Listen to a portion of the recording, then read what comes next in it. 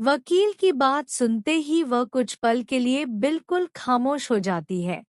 उसकी आंखों के सामने अपने बच्चे का चेहरा घूमने लगता है।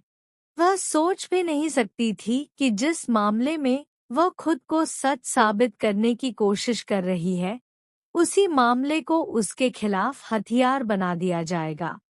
वह घबराई हुई आवाज में वकील से कहती है, सर, आपको इन सारी कानूनी बातों का पता है। कोई तो रास्ता होगा ना? प्लीज मुझे कोई ऐसा तरीका बताइए जिससे मैं अपने बच्चे की कस्टडी बचा सकूं। वकील उसकी तरफ गंभीर नजरों से देखता है और कहता है, मैं कानून जानता हूं, इसलिए आपको सच बता रहा हूं। इस वक्त हालात आपके पक्ष में बिल्कुल नहीं है। अगर आपने जल्दबाजी में कोई गलत कदम उठाया, तो उसका सबसे बड़ा नुकसान आपको अपने बच्चे की कस्टडी में हो सकता है। यह सुनकर उसकी सांसें तेज हो जाती है। वह तुरंत पूछती है, लेकिन मैंने ऐसा क्या किया है? मैंने तो सिर्फ अपने बच्चे के लिए आवाज उठाई है। फिर अदालत मुझे मेरे बच्चे से कैसे दूर कर सकती है? वकील कहता है, क्योंकि अदालत सिर्फ आपकी बात नहीं सुनेगी, वह सबूत देखेगी।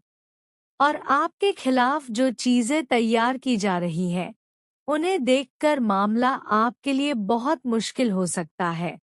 वह बेचैनी से पूछती है, मतलब?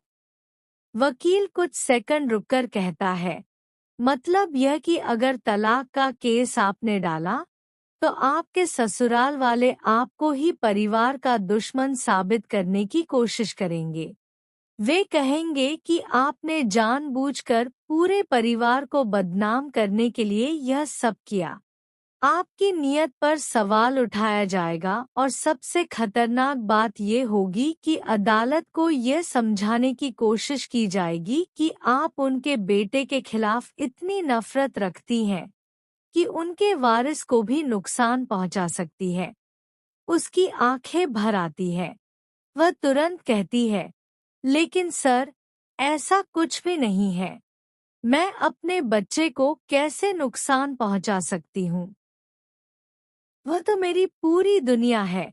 वकील गंभीर होकर जवाब देता है, आप और मैं जानते हैं कि ये सच नहीं है, लेकिन अदालत सिर्फ भावनाएं नहीं देखती, वहाँ सबूतों की भाषा चलती है।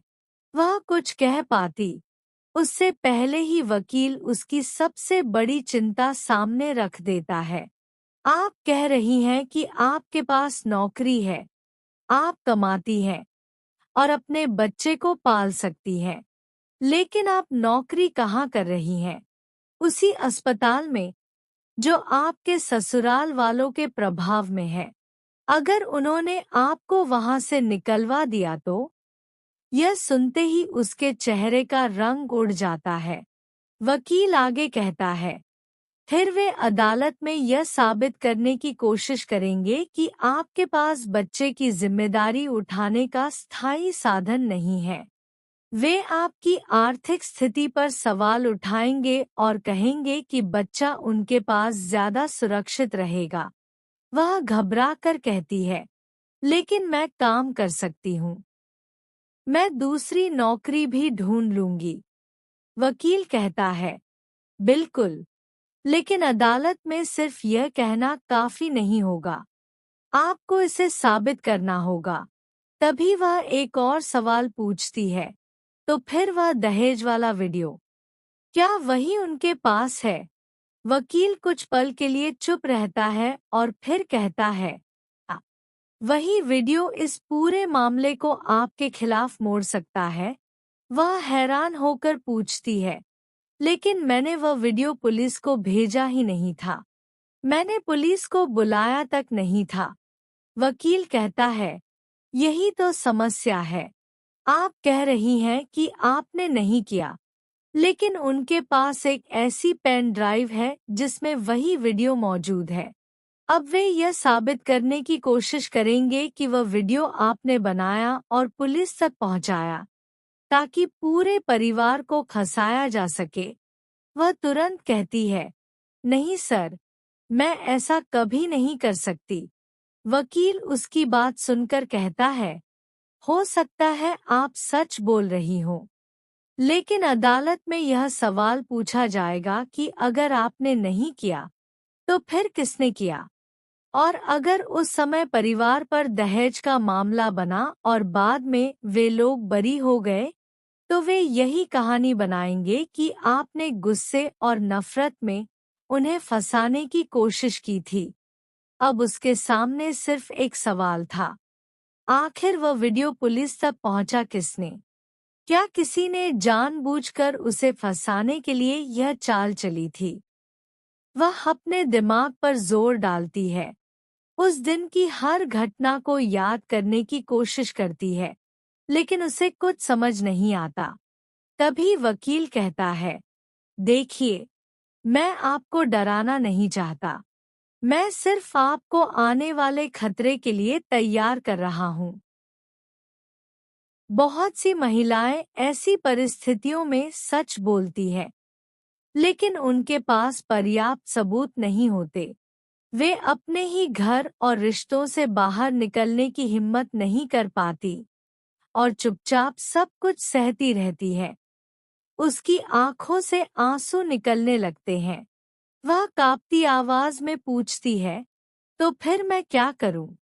क्या मैं भी चुप हो जाऊं? क्या अपने बच्चे को उनसे छिन जाने दूं? वकील कुछ पल सोचकर कहता है, नहीं, अभी आपके पास एक रास्ता है। वह उम्मीद से उसकी तरफ देखती है। वकील कहता है, अगर आपको अपने बच्चे की कस्टडी चाहिए, तो आपको अभी तलाक का केस डालना होगा। लेकिन उसके साथ साथ आपको यह भी साबित करना होगा कि दहेज वाला वीडियो आपने नहीं बनाया और न ही पुलिस तक पहुंचाया। उसकी आंखों में डर साफ दिखाई देता है। वह कहती है, लेकिन अगर मैंने तलाक का केस किया तो?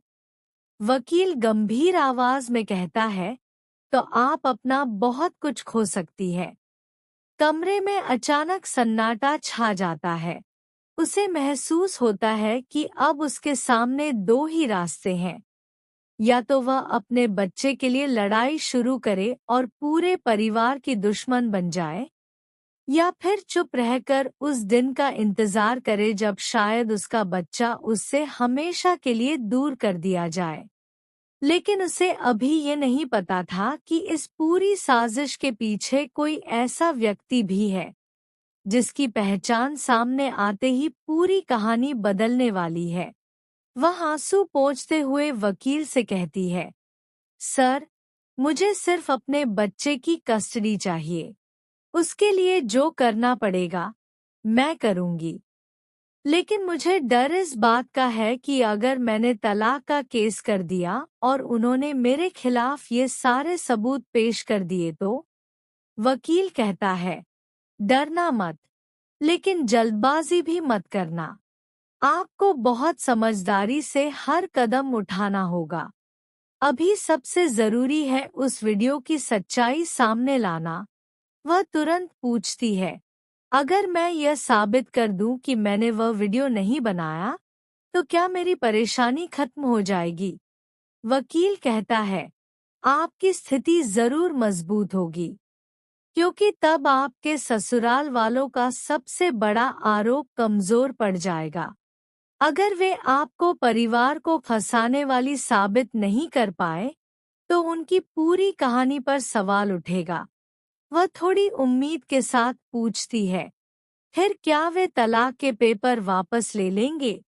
वकील कहता है, संभावना है, क्योंकि अगर उनका बनाया हुआ दाव उन्हीं पर भारी पड़ गया, तो वे पीछे हटने पर मजबूर हो सकते हैं। लेकिन उसकी चिंता अभी खत्म नहीं हुई थी। वह पूछती है, लेकिन सर, अगर उन्होंने ऐसा नहीं किया तो? अगर उन्होंने मेरे खिलाफ कोई नया सबूत खड़ा कर दिया तो? वकील कहता है, तब हमें एक एक सबूत की जांच करनी होगी। ये पता करना होगा कि वीडियो किस डिवाइस से बना, किसने उसे रिकॉर्ड किया, किसने पेन ड्राइव में डाला और सबसे जरूरी, वह पुलिस तक पहुंचा कैसे? यह सुनकर वह अचानक सोच में पड़ जाती है। उसे पहली बार महसूस होता है कि शायद जवाब उसके आसपास ही कहीं छिपा है। वह कहती है, सर, अगर वीडियो मैंने नहीं बनाया, तो क्या हम ये पता कर सकते हैं कि उसे किसने बनाया था? वकील तुरंत कहता है, यही करना होगा, क्योंकि अगर हमें वह व्यक्ति मिल गया जिसने ये वीडियो बनाया या पुलिस तक पहुंचाया, तो आपकी पूरी कहानी बदल सकती है। अब उसके चेहरे पर डर के साथ एक नई उम्मीद दिखाई देती है। वह तय करती है कि चाहे उसे अपने ही परिवार के खिलाफ क्यों न जाना पड़े, वह सच सामने लाकर रहेगी। लेकिन तभी उसके फोन पर एक अनजान नंबर से कॉल आती है। वह कुछ सेकंड तक फोन को देखती रहती है और फिर कॉल उठा लेती है। दूसरी तरफ से कोई कुछ नहीं बोलता। सिर्फ कुछ सेकंड की खामोशी के बाद कॉल कट जाती है। वह हैरान होकर वकील की तरफ देखती है। तभी उसके फोन पर एक मैसेज आता है, अगर सच जानना है तो उस दिन की रिकॉर्डिंग दोबारा देखो। उसके हाथ कांपने लगते हैं। वह मैसेज वकील को दिखाती है। वकील भी हैरान रह जाता है। अब सवाल और बड़ा हो चुका था। कौन उसे यह संकेत दे रहा था? क्या कोई ऐसा व्यक्ति था जो पूरी साजिश के बारे में जानता था? और अगर हाँ, तो वह सामने क्यों नहीं आ रहा था? वह तुरंत अपने पुराने सामान और फोन की रिकॉर्डिंग खंगालने लगती है। उसे एक पुरानी रिकॉर्डिंग मिलती है, जिसे उसने उस दिन ज्यादा ध्यान से नहीं सुना था। रिकॉर्डिंग में कुछ आवाजें थी और पीछे किसी के बातचीत करने की हल्की आवाज भी सुनाई दे रही थी। वह आवाज जैसे जैसे साफ होती है, उसके चेहरे पर डर उतर आता है। वह कहती है, सर, यह तो, लेकिन वाक्य पूरा करने से पहले ही वह रुक जाती है। वकील पूछता है, क्या हुआ? वह कांपती आवाज में कहती है, मुझे लगता है इस रिकॉर्डिंग में उस इंसान की आवाज है जो उस दिन मेरे आसपास था। वकील तुरंत रिकॉर्डिंग सुनता है। कुछ सेकंड बाद वह भी चौंक जाता है। अब तक जिस व्यक्ति पर किसी ने शक तक नहीं किया था, उसकी मौजूदगी उस दिन की पूरी घटना को एक नया मोड़ दे सकती थी। लेकिन क्या वह सच में इस साजिश में शामिल था, या फिर यह भी किसी की नई चाल थी? दूसरी तरफ ससुराल वाले भी चुप नहीं बैठे थे। उन्हें जैसे ही पता चलता है कि वह तलाक और कस्टडी के लिए कानूनी सलाह ले रही है, उनके बीच बेचैनी फैल जाती है। उन्हें डर था कि अगर उसने उस वीडियो की सच्चाई साबित कर दी, तो इतने दिनों से बनाई गई उनकी पूरी कहानी ढह जाएगी। इसलिए वे एक आखिरी चाल चलने का फैसला करते हैं। उन्हें किसी भी कीमत पर उसे उस वीडियो की असली सच्चाई तक पहुंचने से रोकना था। अब एक तरफ मां अपने बच्चे को बचाने के लिए आखिरी लड़ाई लड़ रही थी और दूसरी तरफ पूरा परिवार उसके खिलाफ सबूत जुटाने में लगा था। लेकिन सबसे बड़ा रहस्य अभी भी वही था। दहेज वाला वीडियो आखिर किसने बनाया था और पुलिस तक किसने पहुंचाया था? अगर उस सवाल का जवाब मिल गया, तो सिर्फ तलाक का फैसला ही नहीं, बल्कि पूरे परिवार की असली सच्चाई सामने आ सकती थी। अब अगली सुनवाई में क्या होगा? क्या वह अदालत के सामने खुद को निर्दोष साबित कर पाएगी? क्या उसे अपने बच्चे की कस्टडी मिलेगी? और सबसे बड़ा सवाल, क्या उस रहस्यमयी रिकॉर्डिंग से साजिश रचने वाले का चेहरा सामने आ जाएगा? यही सच अब इस पूरी कहानी का सबसे बड़ा और चौंकाने वाला राज। क्या उसे अपने बच्चे की कस्टडी मिलेगी? और सबसे बड़ा सवाल, क्या उस रहस्यमयी रिकॉर्डिंग से साजिश रचने वाले का चेहरा सामने आ जाएगा? यही सच अब इस पूरी कहानी का सबसे बड़ा और चौंकाने वाला राज बनने वाला है।